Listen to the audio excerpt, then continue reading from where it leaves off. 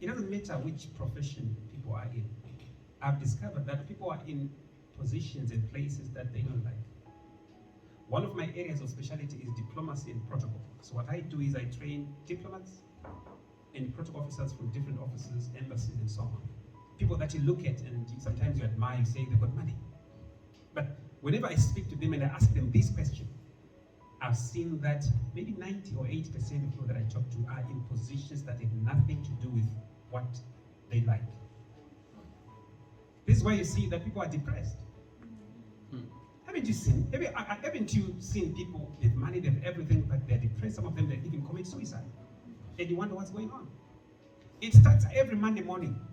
When you go to that kind of job you hate, you're stressed. And when you can't control it, it becomes depression. I remember there was a gentleman that I spoke to. He was in my class. He was from a country called Benin.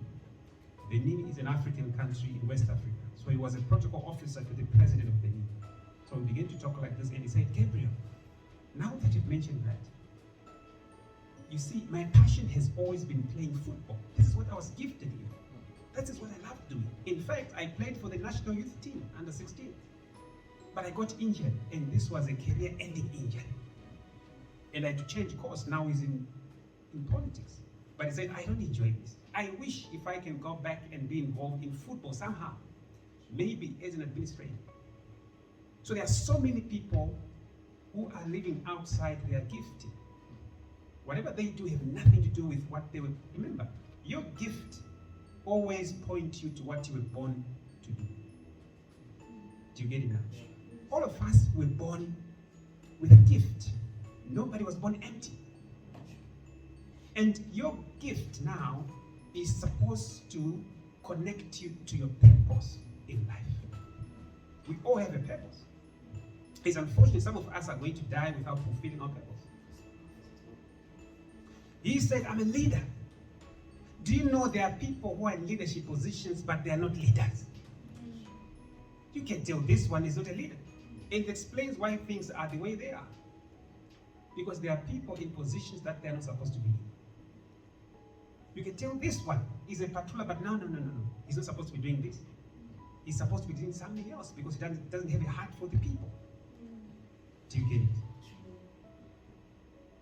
Your passion always connects you to points you to your gift. And your gift is always connected to your purpose in life. When you die today, what are you going to be remembered for?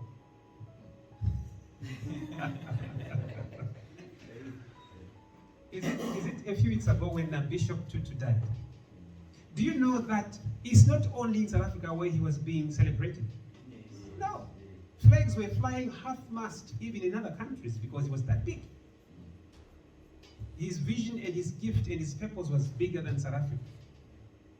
I remember one day I went to Middle East and I was doing a training there. And the whole class was full of Arab people. Some of them have never heard of South Africa. So they think Africa is one thing. So I was trying to explain to them where I'm coming from. And I said, I'm from South Africa. And some of them did not even know where South Africa is. Then I said to them, do you know Nelson Mandela? Most of them said, yeah, we know him. Then we said, so who do you think he was?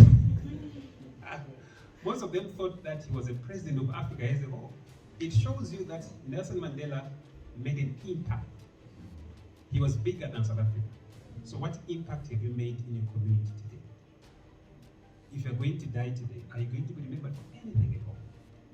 What difference? Because for me, success is making the world better than how you made it. What changed because you were born? What changed in your community? Are you fulfilling what you were born to do? That's why Miles Monroe said the richest place on earth today is the cemetery. Because there are people who are buried there with their gifts that they never used.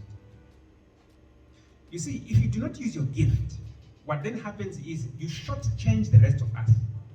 Because we are all supposed to benefit from your gift. I mean, you benefit from mine, I benefit from yours. And the next person, and the chain goes like that. But the problem is you've got so many gifted people who are so afraid to step out and pursue what they were born to do. And what then happens is the whole world suffers because you're not in your place. You are a leader. Are you in leadership position? Right? You're supposed to be solving problems. Are you doing that? Or you're a follower, just a blind follower of people who are gifted? So that's a question that I'm posing to you right now. Pursue what you're born to do. Exploit everything that was deposited in you by God. And when you die, die empty, having exhausted everything that was given to you. Some of you have got more than one gift, some of you. You're multi-talented. But something is holding you back. Maybe it's your self-esteem. Maybe it's the way you're raised. Maybe you think you're not good enough. Right? But like I tell you, you are unique. No one is exactly like you. No one is what you have. We need it so that this world can become a better place. So step out and exploit everything that was deposited in you.